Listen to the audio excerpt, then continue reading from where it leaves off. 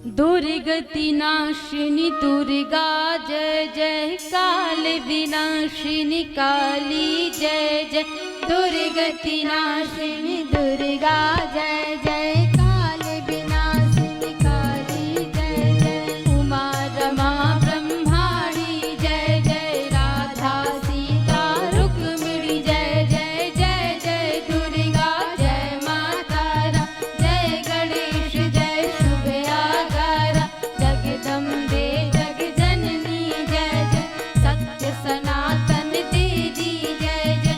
भय हारिणी भवतारिणी जय जय, जन कामिनी भय भामिनी जय जय। सतचित सुखमय माता जय जय, शुद्ध ब्रह्म रूपा माँ जय जय। आदि शक्ति युग युग की जय जय, ब्रह्मा शिव हरि ध्यावे जय जय। जय जय विश्व रूप माँ जय जय, जय अम्बे अखिलात्मन जय जय। जय विराट जय जगतपते, रम्य परदिन शैल सुते। जय विराट जय जगतपते, रम्य परदिन शैल सुते। जय विराट जय जगतपते, रम्य परदिन शैल सुते।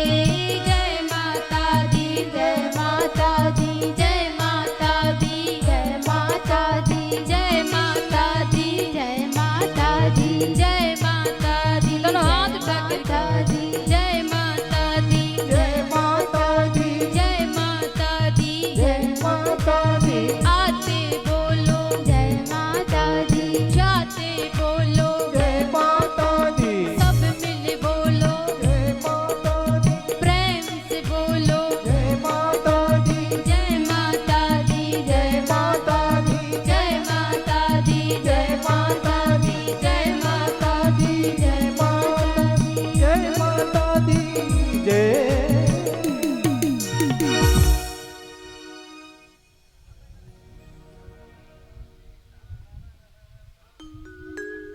बोलिए श्रीमद् देवी भागवत महापुराण की जय माँ आद्य शक्ति भगवती भुवनेश्वरी की जय हो षष्ठी माता की, जय हो भारत माता की, जय हो सत्य सनातन धर्म की, जय हो श्री हनुमान जी महाराज की। जय हो।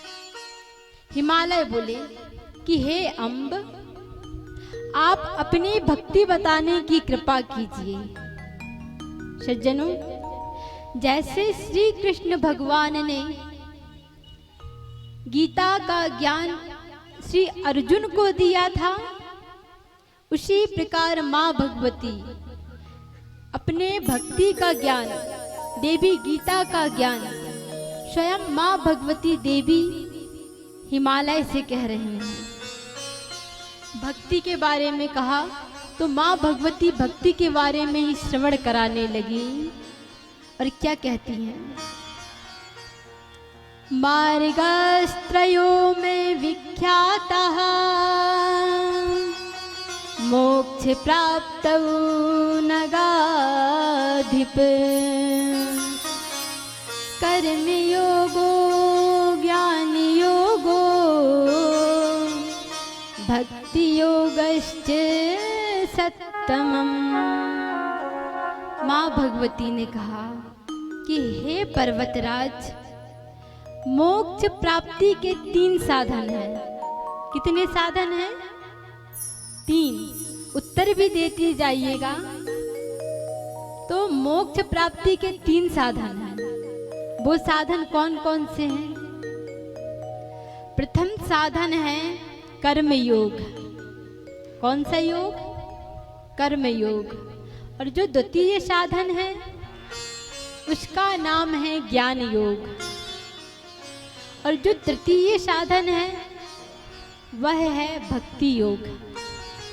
माँ भगवती को कैसे प्राप्त किया जा सकता है? 3 योगों से। पहले तो कर्म योग, फिर ज्ञान योग, तत्पश्चात भक्ति योग। यदि इन तीनों में से कोई भक्त ने एक को पकड़ लिया, एक की शरण में चला गया, तो भी उसका मोक्ष हो सकता है।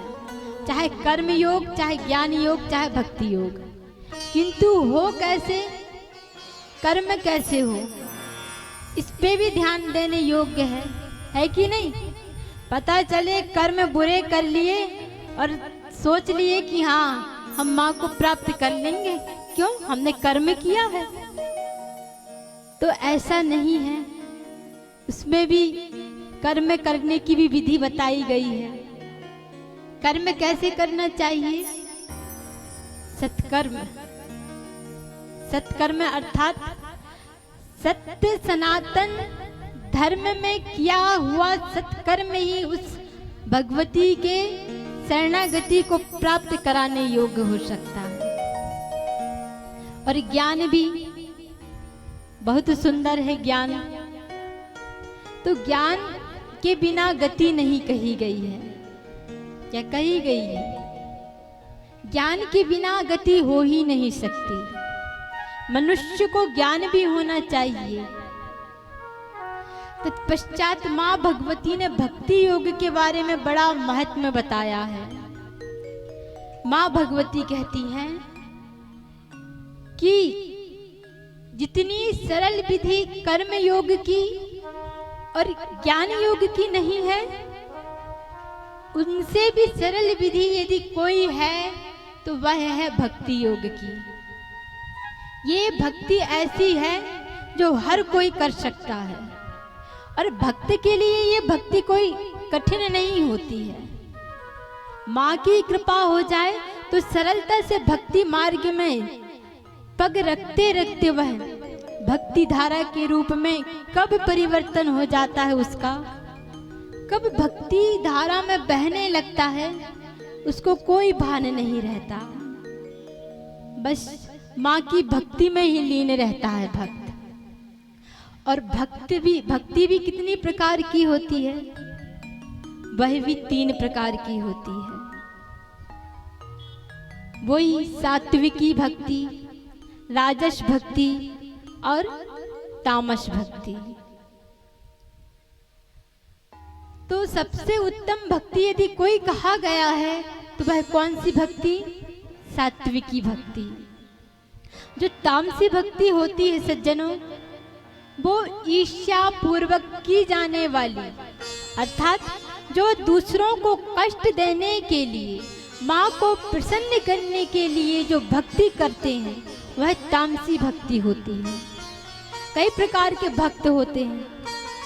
जैसे किसी के मन में आ गया कि हे माँ, मेरा शत्रु ये व्यक्ति है तो इसकी मृत्यु हो जाए, इसके निमित्त यदि कोई भक्ति करता है तो वह कौन सी भक्ति कहलाती है, तामसी भक्ति।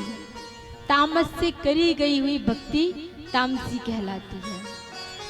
और जो राजस भक्ति, अपने लिए सब कुछ मांगे, याचना करें कि माँ मेरे समीप इस वस्तु की कमी है, आप दे दो। अर्थात एक प्रकार से कहा जा सकता है व्यापार, कि मैं आपकी भक्ति करता हूँ तो मुझे भी कुछ दो। तो ऐसी भक्ति को राजस भक्ति कहते हैं। तत्पश्चात सात्विकी भक्ति, ये कैसी भक्ति होती है, सेव्य सेवक की वे भेद बुद्धि से की हुई सात्विकी भक्ति मेरी प्राप्ति की सहायक होती है, ये माँ कहती है। भक्त क्या करता है कि अपना संपूर्ण कर्म माँ के चरणों में अर्पित कर देता है, चाहे उचित कर्म हो चाहे अनुचित कर्म। बस हे जगदम्बिके, मेरे कर्म तेरे अधीन, तेरे चरणों में अर्पित, बस मुझे कुछ नहीं चाहिए, मात्र तेरा दर्शन चाहिए, और मैं आपका सेवक हूँ माँ, और आप मेरी सेव्य हो। तो इस प्रकार की भक्ति सात्विकी कहते हैं। और माँ भगवती कहती है कि अब मैं श्रेष्ठ भक्ति का विवेचन करती हूँ, निरंतर मेरे गुणों का श्रवण और नाम का कीर्तन करता रहे। जो कोई मनुष्य मेरे नामों का कीर्तन और संकीर्तन और श्रवण, मेरे गुणों को श्रवण करता रहे। बस धीरे धीरे जो मनुष्य सात्विकी भक्ति में आ जाता है तो उसको एक और भक्ति मिल जाती है। भक्ति के लक्षण बड़े गहन कठिन है सज्जनों।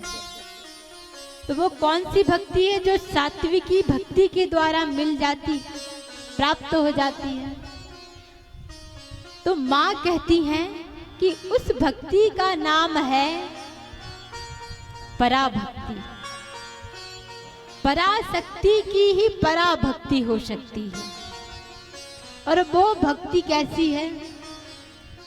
बोले, माँ कहती है कि कोई भक्त मात्र मेरे नामों का, मेरे गुणों का, मेरे सुंदर यशों का गान करता है, वह मेरा पराभक्ति करने के योग्य हो जाता है।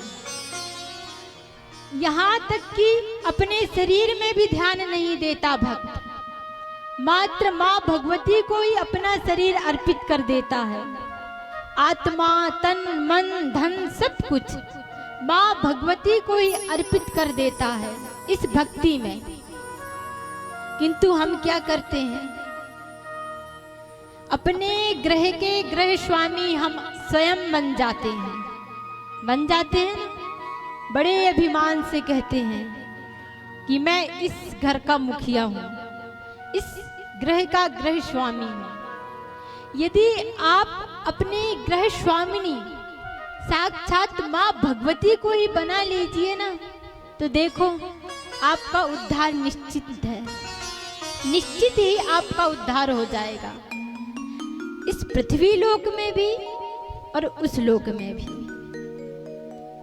तो ये पराभक्ति मात्र माँ भगवती के चरणों में ही अर्पित कर सकते हैं। ऐसी ये पराभक्ति के लक्षण हैं। इसके पश्चात माँ भगवती ने अपने तीर्थ स्थानों के बारे में भी बताया है। बहुत सारे तीर्थ स्थान हैं वैसे तो माँ भगवती के। तो माँ भगवती उन तीर्थ स्थानों के नाम भी बताती हैं। हम कुछ को ही श्रवण करें। उसमें से माँ भगवती बोली कि हे हिमालय, कोल्हापुर की एक श्रेष्ठ स्थान है, वहां पर लक्ष्मी मैया सदा निवास करती हैं। अर्थात मैं लक्ष्मी के स्वरूप में वहां निवास करती हूँ, ये माँ कह रही हैं। और मातृपुर दूसरा, जहां भगवती रेणुका देवी विराजमान है। तीसरा तुलजापुर। इसी प्रकार सप्तशृंग भी एक स्थान है, जहां पर हिंगुला, ज्वालामुखी, शाखांबरी, भ्रामरी, रक्तदंतिका और दुर्गा, इन देवियों के उत्तम स्थान के नाम ये विख्यात हैं। और भगवती कहती हैं कि भगवती नील सरस्वती। कौन सी सरस्वती? भगवती नील सरस्वती का चीन में स्थान कहा गया है। वैसे वह सत्ता कण कण में है, किंतु स्वरूप के बारे में बता रही हैं अम्बा जी। तो भगवती बगला का वैद्यनाथ में है। और माँ कह रही हैं कि मुझ श्रीमान श्री भुवनेश्वरी का स्थान कहाँ है? कहाँ है माँ भगवती भुवनेश्वरी का स्थान? हमने द्वितीय दिवस की कथा में श्रवण किया था, बताइए। लगता है आप भूल गए, कथा उचित प्रकार से श्रवण नहीं करते हैं, जबकि एक एक कथा को श्रवण करना चाहिए। ये हमारे जीवन में सहायता प्रदान करती है, भक्ति बढ़ाती है। तो माँ भगवती भुवनेश्वरी का प्रमुख स्थान यदि कोई है तो उस स्थान का नाम है मणिद्वीप। कौन सा स्थान? मणिद्वीप। तो माँ भगवती ने स्वयं का स्थान मणिद्वीप कही गई है। तत्पश्चात माँ भगवती कहने लगी कि श्रीमत्रिपुर भैरवी का कामाख्या योनि मंडल है। यह भूमंडल पर क्षेत्र रत्न स्वरूप है और तथा महामाया द्वारा अधिभाषित क्षेत्र है। धरातल पर इससे बढ़कर कोई श्रेष्ठ स्थान नहीं बताया गया है। कौन सा स्थान? कामाख्या मैया जहां विराजमान है। आज भी मां भगवती कामाख्या उस स्थान पर विराजमान है और वह स्थान में मां भगवती सती का गुप्त भाग वहां पर गिरा हुआ था। तो यहाँ की महिमा ऐसी है कि मां भगवती प्रत्येक माह में साक्षात रजस्वला हुआ करती हैं और उस समय वहाँ के सभी देवता पर्वत स्वरूप हो जाते हैं और वहाँ पर पर्वत और कई देवता वहाँ पर पर्वत के स्वरूप में हो भी जाते हैं और वहाँ पर विराजित भी रहते हैं। तो ऐसी माँ भगवती कामाख्या योनि मंडल से बढ़कर श्रेष्ठ स्थान कोई और नहीं है। और माँ भगवती ने यह तक कह दिया, वैसे तो अन्यत्र तीर्थों में माँ भगवती का स्थान है, किंतु माँ भगवती कहती है कि बहुत से भक्त अनेकों तीर्थों में भ्रमण भी नहीं कर सकते ना। क्यों? क्योंकि इतने सारे तीर्थ और एक अकेला भक्त कहाँ तक जा सकता है। तो माँ भगवती ने उसके लिए भी एक उपाय बताया है। कहने लगी माँ कहती हैं कि हे हिमालय, सबसे सुंदर और अत्यंत प्रिय स्थान मुझे यदि कोई है तो वह है काशी। क्या है? काशी। जैसे काशी में विश्वनाथ को आप बड़े भव्यता से दिव्यता से पूजन करते हैं ना, उसी प्रकार काशी में माँ भगवती महामाया भुवनेश्वरी का भी पूजन होता है।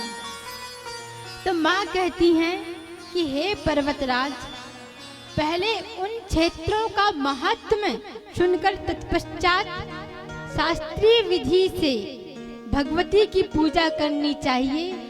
और काशी में रहकर यदि कोई भक्त मेरे दर्शन करता है तो उसको समस्त तीर्थों का भ्रमण करने का, दर्शन करने का सौभाग्य प्राप्त हो जाता है। यदि आप कहीं गए हो ना गए हो, किंतु यदि भक्त काशी में माँ भगवती के दर्शन कर लेता है तो समझो उसने संपूर्ण तीर्थ का दर्शन कर लिया। क्यों? क्योंकि जितने भी माँ भगवती ने तीर्थ को बताया है, सभी तीर्थों का प्राकट्य काशी में है। एक साथ सभी तीर्थों का प्राकट्य काशी में है। तो मनुष्यों को निरंतर काशी में रहकर भक्ति करना चाहिए, उन स्थानों का दर्शन करना चाहिए और भगवती के मंत्रों का निरंतर जाप करना चाहिए। सज्जनों, और भी माँ भगवती ने अपने व्रतों के बारे में बताया है कि मुझे कौन से व्रत प्रिय है। माँ कहती हैं कि हे हिमालय, जो व्रत में अनंत तृतीया होती है, रस कल्याणिनी व्रत होता है और आद्रानंद नाम से ये व्रत रहते हैं। जो कोई ये व्रतों को करता है तो भगवती अत्यंत प्रसन्न होती है। और भी व्रत हैं, शुक्रवार, कृष्ण चतुर्दशी, सोमवार का भी व्रत होता है। प्रमुख रूप से माँ भगवती का कौन सा व्रत होता है? सोमवार। यहाँ पर कुछ भक्तों को शंका भी हो गई होगी कि अरे, जबकि देवी जी का व्रत तो मंगलवार को होता है, हो गई होगी क्या नहीं? तो ये सोमवार कहाँ से आ गया? उसका भी कोई कारण है। उसका हम कल श्रवण करेंगे। किंतु भगवती को अत्यंत प्रसन्न करने वाला कोई व्रत है तो वो सोमवार है। जैसे नवरात्रि में व्रत प्रसन्न होती है ना माँ, उसी प्रकार ये सोमवार को भी माँ भगवती बड़ी प्रसन्न होती है। शिव जी का भी व्रत कर सकते हैं इसमें और शक्ति का भी, ये दोनों का एक साथ। तो सोमवार का व्रत करके रात्रि में भोजन करना चाहिए। कितनी सुविधा दे दी भगवती ने, एक समय व्रत करो और रात्रि में भोजन कर लो। तत्पश्चात माँ भगवती ने बताया है कि नवरात्रि का व्रत भी मुझे परम प्रिय है। और हमने जान भी लिया कल कि नवरात्रि का व्रत किस प्रकार से प्रकट हुआ। किस प्रकार से, जब माँ भगवती ने 9 दिनों तक, 9 रात्रि तक अपने भक्तों के लिए रुदन किया था। जब दुर्गामासुर ने सब कुछ हरण कर लिया था, तब माँ भगवती ने रुदन किया था। तब से ही इन 9 दिनों को और नवरात्रि को महोत्सव के रूप में मनाया जाने लगा। तो ये नवरात्रि का व्रत भी बड़ा प्रिय लगता है माँ को। तत्पश्चात हर पक्ष की, एक माह में 2 पक्ष होते हैं और 2 पक्ष में 2 प्रदोष व्रत भी होते हैं। तो माँ भगवती को प्रदोष व्रत भी अत्यंत प्रिय है।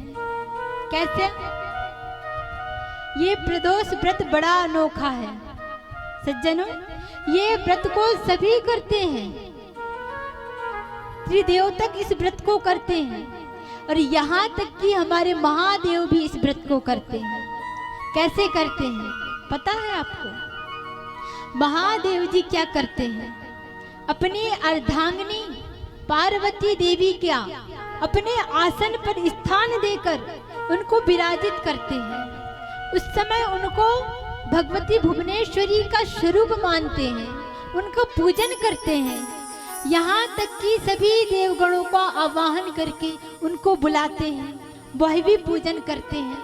और पूजन करने के पश्चात रात्रि भर माँ भगवती के प्रसन्नता के लिए, पार्वती की प्रसन्नता के लिए महादेव और सभी देवगण नृत्य करते हैं, गान करते हैं। उनको झूलना बनाकर पालना के द्वारा झूलन भी कराया जाता है, झूलना भी झुलाया जाता है।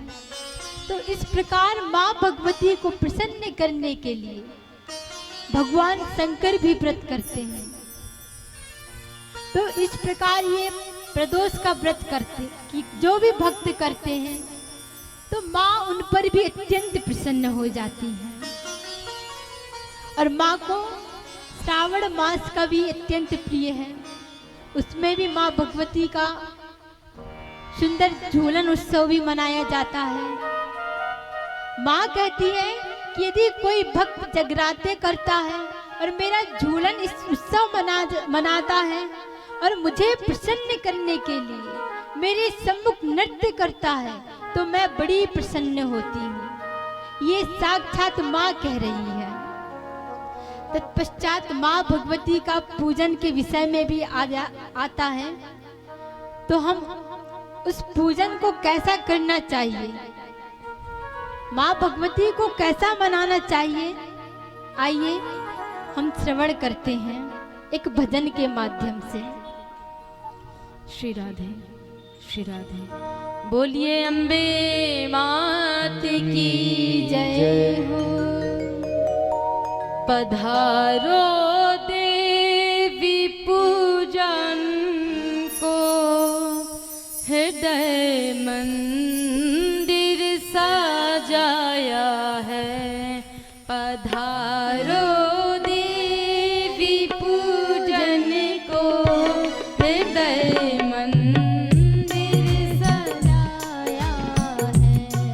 पधारो देवी पूजन को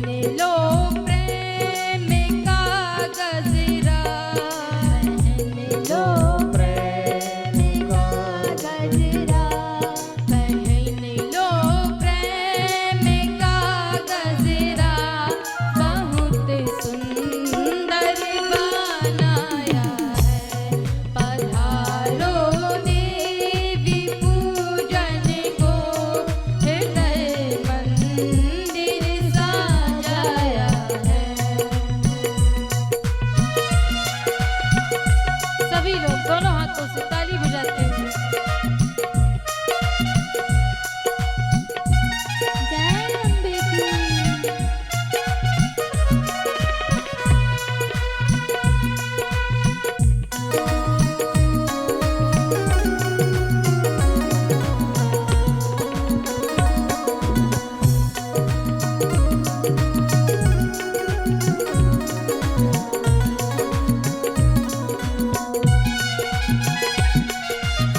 जय हो।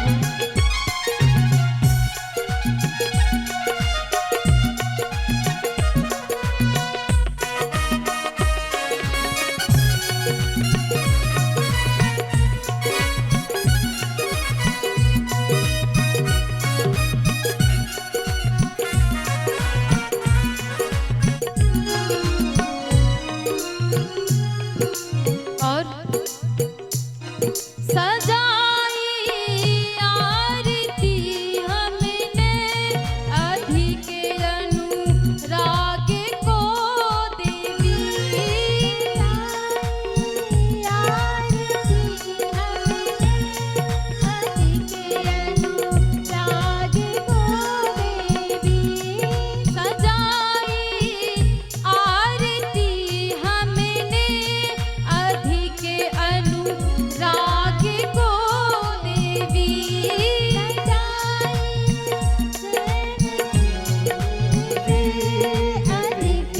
अनुराग को देवी। अधिक अनुराग को देवी। नया नैवेद्य कीर्तन का नया दोनों हाथ उठाकर के सभी लोग कीर्तन को नया नैवेद्य कीर्तन का परम ऋषि कर लगाया है। पधारो दे दोनों हाथ उठाकर के सभी लोग ताली बजाते हुए जय मंदिर सजाया है।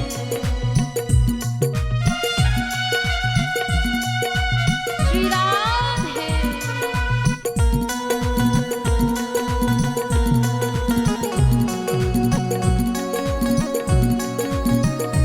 जय माता दी।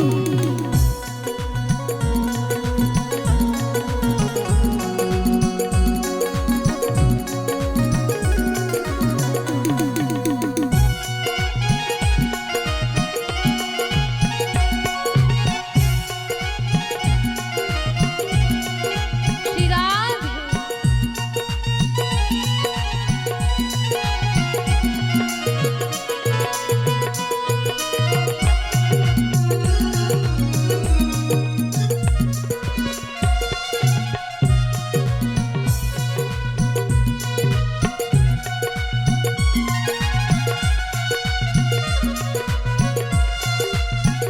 और नहीं है वस्त्र आभूषण करे पिए दास क्या अर्पण। नहीं है वस्त्र आभूषण दोनों हाथों से ताली बजाते हैं सभी लोग। नहीं है वस्त्र आभूषण करे प्रिय दास क्या अर्पण। करे प्रिय दास क्या अर्पण। यही पद भेंट है केवल। यही पद दोनों हाथों से सभी लोग केवल। यही पद भेंट है केवल। जिसे गा कर सुनाया है। पधारो देवी पूजन को हृदय मंदिर सजाया है। पधारो देवी पूजन दोनों हाथ उठाकर सभी लोग सजाना है। हृदय मंदिर सजाया है। हृदय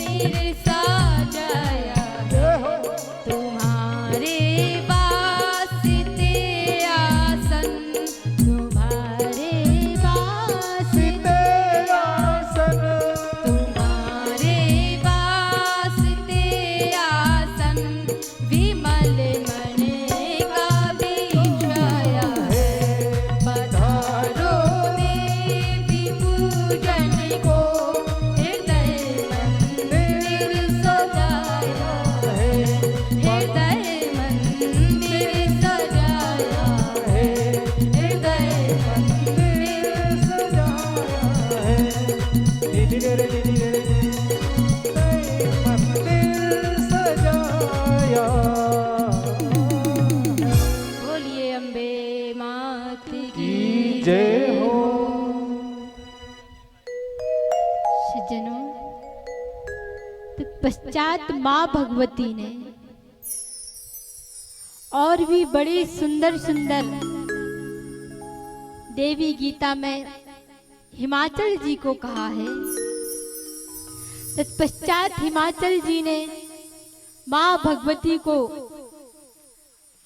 चरणों में प्रणाम करके एक ही विनती की कि हे अम्बे, आप मेरी पुत्री बनकर मेरे गृह में निवास करें।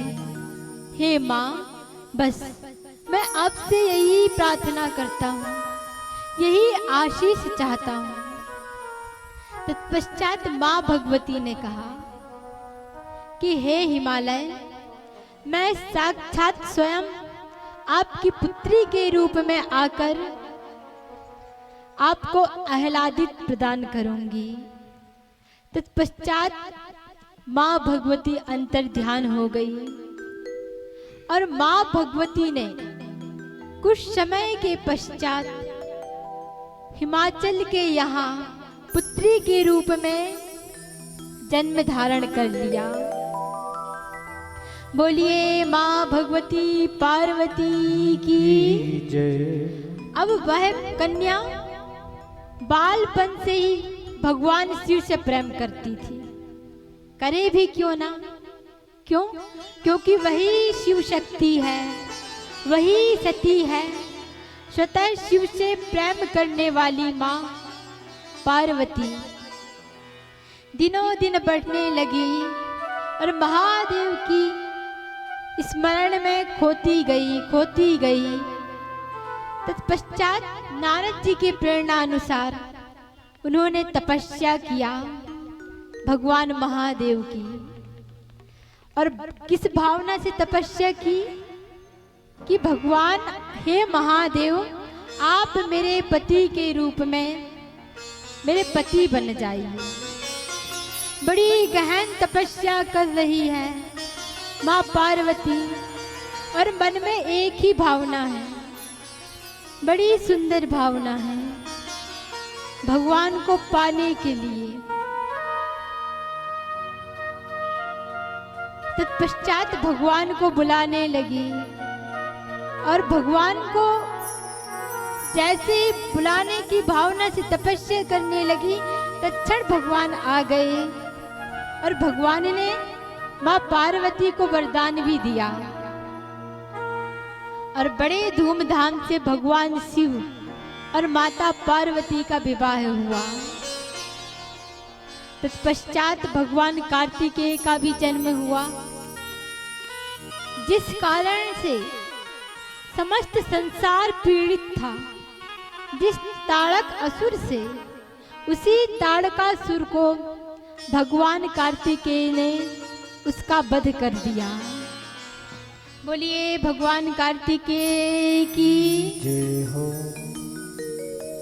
इतनी कथा श्रवण करके राजा जन्मेजय अत्यंत प्रसन्न हो गए और भी कहा कि हे नाथ, आप मुझे और भी जगदम्बिका की कथा को श्रवण कराओ कि माँ ने और भी कौन कौन सी अद्भुत लीला की हैं, मैं उनके बारे में और भी जानना चाहता हूँ। हे व्यास जी, आप और आगे की कथा को श्रवण कराएं। तत्पश्चात भगवान व्यास कहते हैं कि हे महाराज, प्रजा की सृष्टि के लिए ब्रह्मा जी की प्रेरणा से मनु ने मां भगवती की आराधना करना प्रारंभ कर दिया। मनु किससे प्रकट हुए? ब्रह्मा जी से। एक भाग से मनु जी उत्पन्न हुए और द्वितीय भाग से शत्रुपा जी। अब सृष्टि की रचना कैसे हो? ऐसा तो नहीं कि भगवान ब्रह्मा की कृपा से सृष्टि बन गई, ऐसा नहीं हो सकता।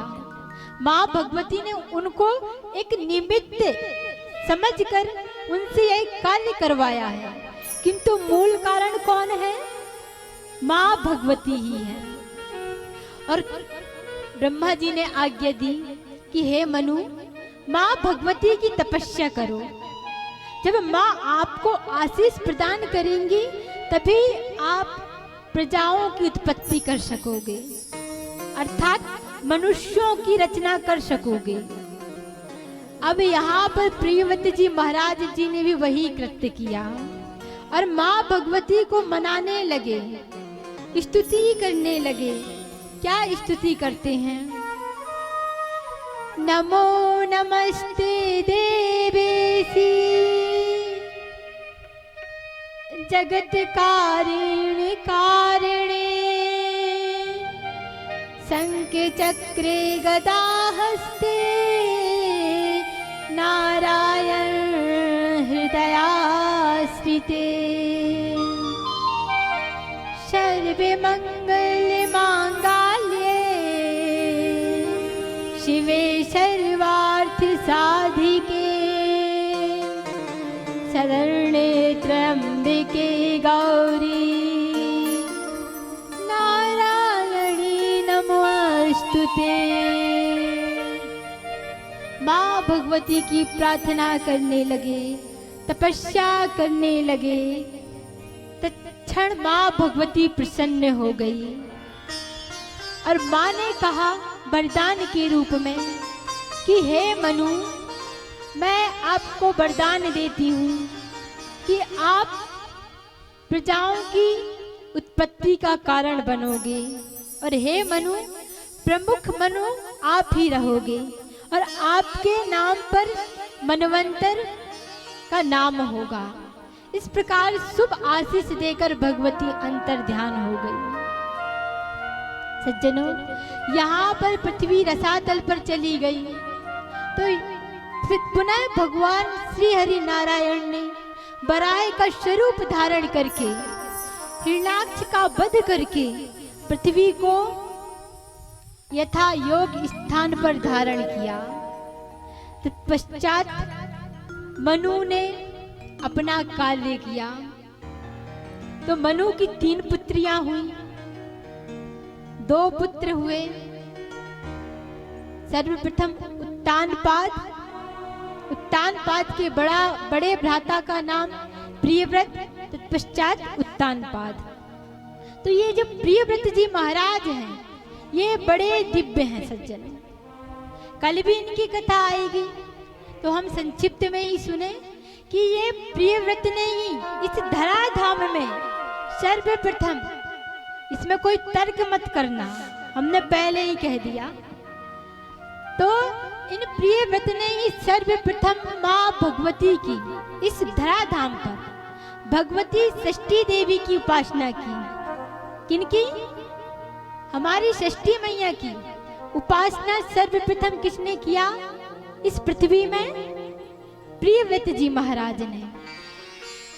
तो ये प्रियव्रत जी ने एक अनोखा कार्य किया।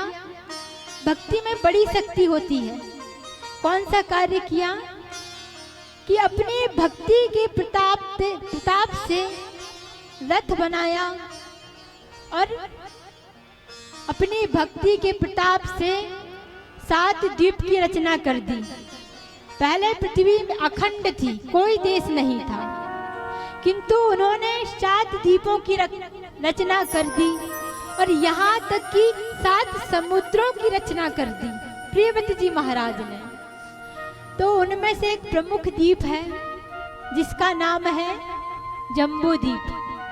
तो उसमें भी 9 खंड हैं, 9 वर्ष हैं। तो उसमें से जो एक वर्ष है उसका नाम है अजनाव खंड। कौन सा?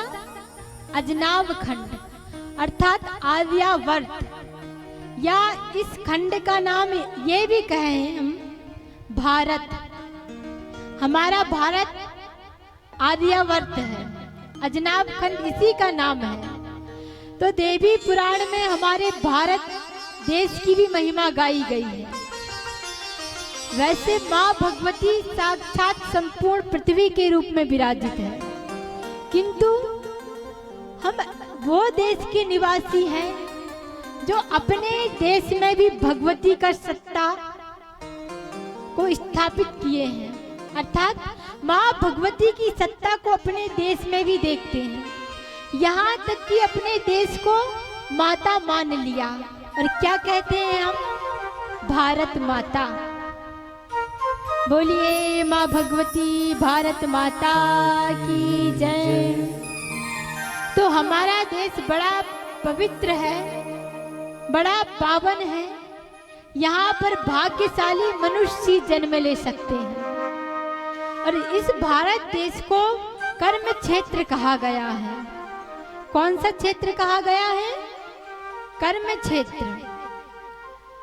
तत्रापि भारतम वर्ष कर्म क्षेत्र मुसंति ही, अर्थात इन 9 वर्ष में भारत वर्ष को कर्म क्षेत्र कहा गया है। और क्या कहते हैं, भारत भूमि भी कुंदन से कम नहीं होती, भारत भूमि भी कुंदन से कम नहीं होती, राष्ट्र की रागनी भी बंधन से कम नहीं होती। आओ चुटकी से उठा ले माटी को हम, आओ चुटकी से उठा ले माटी को हम। क्यों? क्योंकि मेरे भारत देश की माटी भी किसी चंदन से कम नहीं होती, मेरे देश की माटी भी किसी चंदन से कम नहीं होती। सज्जनों, ये देश ऐसा है जहाँ पग पग पर अम्बे की रज समाहित है, तो क्यों न चंदन होगा, होगा ना। उस माँ भगवती ने कहा महिषासुर का वध किया, कहा राधा रानी बन के रास रचाया, कहा काशी स्थान पर हर घट घट में विराजित हैं, अयोध्या भूमि में देख लो उसी की सत्ता समाहित है। तो माँ भगवती की रज अर्थात राजधानी यदि कोई कहे तो वो हमारी भारत भूमि है।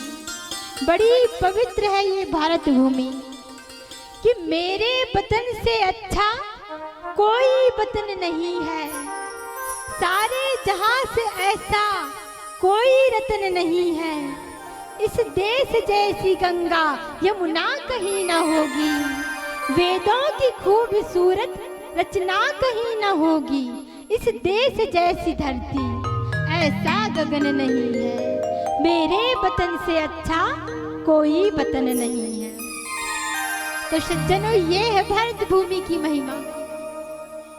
और हम आज क्या करते हैं? भारत भूमि में रहकर विदेशी संस्कृति को अपनाते हैं और अपनी वेशभूषा रख रखाव, अपनी भारतीय सनातन संस्कृति को हम खो बैठे हैं। हम समझा भी कितना सकते हैं आपको, ये सब अपने ऊपर रहता है कि हम कैसे रहें। यदि हम अपनी संस्कृति को भूल बैठेंगे तो कैसा कार्य बनेगा? फिर तो हमारी संतानें हमारी भारतीय सत्ता को ही भूल जाएंगी, हमारी सनातनी सत्ता को ही लुप्त कर देंगी। इसीलिए हर कोई मनुष्य को, हर कोई माताएं बहनें और सभी भ्राताओं से एक ही विनती है कि आप अपनी सनातनी सत्ता में ही आए, अपनी भारतीय वेशभूषा में ही आए तो उचित होगा।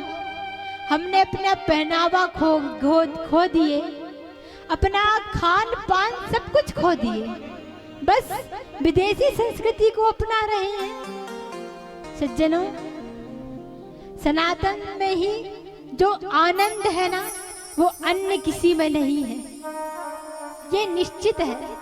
जब तक हम सनातनी सत्ता पर, सनातन धर्म पर नहीं चलेंगे, तब तक हमारा उद्धार होने वाला नहीं है। फिर तो हम नरक में यातना ही भोगने का कार्य करेंगे। हम उस भगवती के दूत नहीं बनेंगे यदि हम दिन रात पाप करेंगे, पाश्चात्य संस्कृति में ही रहेंगे, तो हम किसके दूत बनेंगे पता है? यम के दूत बनकर यम लोक में रहकर वही कृत्य करना पड़ेगा। यदि आप इन सब से मुक्त होना चाहते हैं तो अपनी सनातन सत्ता पे ही आ जाइए, तो आपका कल्याण है।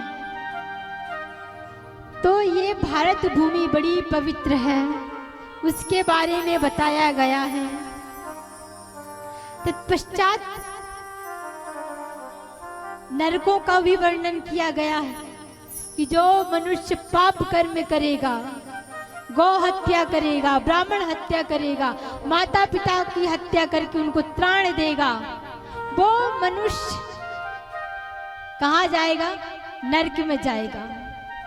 किसी पराई स्त्री को अपनी नारी बनाकर रखेगा, किसी पुत्र को अपना बनाकर रखेगा, किसी का धन हरण करके, चोरी करके अपनी उदर पूर्ति करेगा, ऐसे बड़े बड़े महान पापी भी नरक में जाकर अपना यातना को भोगेंगे।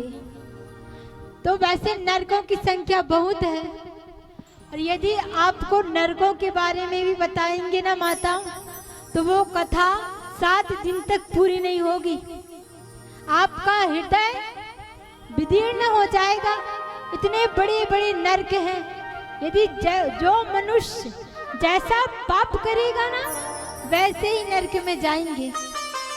अब आपके ऊपर है, आप क्या करना चाहते हैं और आपको क्या प्रिय है। तो इस नरक से मुक्ति प्राप्त करने के लिए, माना यदि आपने कोई पाप भी कर लिया है, तो उस पाप से मुक्त करने के लिए मात्र एक ही उपाय है। वह क्या उपाय है? माँ की शरण। बस अपना पाप को माँ के सम्मुख कह दो और प्रायश्चित करो कि हे माँ, जो मैंने पाप किया है, प्रारब्ध का फल तो मिलेगा, किंतु प्रायश्चित से हमको जो प्रारब्ध के पाप को भोगने की क्षमता उत्पन्न होती है। सरलता से हम उस भोग को, उस पाप कर्म को भोग सकते हैं। तत्पश्चात माँ अपनी शरण में रख लेती हैं, फिर हम पाप से मुक्त हो जाते हैं। तो नरक से मुक्ति पाना चाहते हैं तो बस एक ही शरण है, वह अम्बा की शरण। आप सभी के भक्त बन जाओ, आपके इष्ट और कोई भी है, सबकी भक्ति करो, किंतु साथ में अम्बा को भी मनाना मत भूलो। क्यों? क्योंकि प्रमुख साधन वही सत्ता है, वही अन्यत्र स्वरूपों में विचरण करती है। तो सज्जनों, बड़ा सुंदर देवी के बारे में बताया गया है, और यहाँ पर माँ भगवती भुवनेश्वरी जो मूल प्रकृति है वो कैसी है, उनके बारे में भी बताया गया है कि माँ भगवती आद्य शक्ति, माँ भुवनेश्वरी अर्थात जो मूल स्वरूप है, वह मूल स्वरूप, मूल प्रकृति 5 स्वरूप में प्रकट हुई है। कितने स्वरूप में बताइए? 5 स्वरूप में। और वह स्वरूप बड़े अद्भुत हैं, बड़े निराले हैं, बड़े अतुलनीय हैं। और ये कह सकते हैं कि संपूर्ण प्रकृति, संपूर्ण सत्ता, संपूर्ण प्रकृति का भार, पृथ्वी का भार, ब्रह्मांडों का भार इन्हीं 5 देवियां के ऊपर है। वो प्रकृति क्या है? प्रकृष्ट वाचक प्रश्च ततिश्च सृष्टि वाचिकः सृष्टौ प्रकृष्टा या देवी प्रकृतिः सा प्रकीर्तिता। अर्थात जो प्रकृति का प्रा अर्थ है, उसका अर्थ है प्रकृष्ट, और जो कृति है वह है सृष्टि। कहते हैं ना कि ऐसी कृति हो गई है। कृति, कृति अर्थात सृष्टि।